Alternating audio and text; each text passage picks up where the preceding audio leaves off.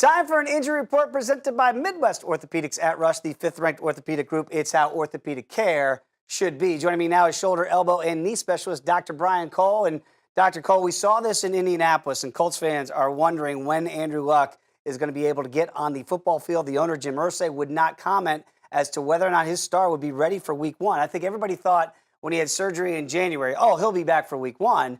Now we're hearing it might not be for the first 2 weeks of the regular season.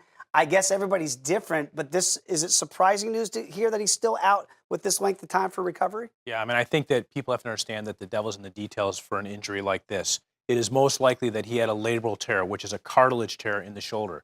When this is in the dominant arm of a thrower of any caliber, it's not just the short-term recovery, but the long-term recovery can be somewhat delayed. And none of us really know what was seen at the time of surgery that might mitigate how quickly an athlete can get back.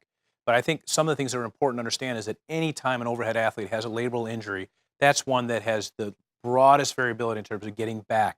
And it's not just getting back to throw, but it's getting back to throw at a very high predictable level. So you got to get that healing phase, which is, say, 8-12 weeks, where it's safe to exert high forces. But then to try to get them as a fine-tuned athlete where they have precision, they have accuracy, and they have velocity, that's a whole bag of worms in terms of getting them to the next level. And that's often what it takes.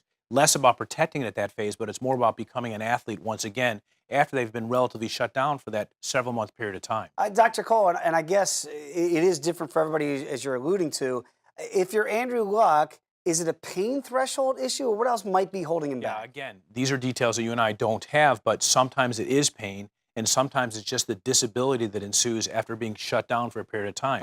Hopefully it's not pain. I mean, that's the biggest challenge, is those who continue to have pain after a labral repair are one of our biggest challenges. And we see this in our overhead athletes, especially our baseball pitchers.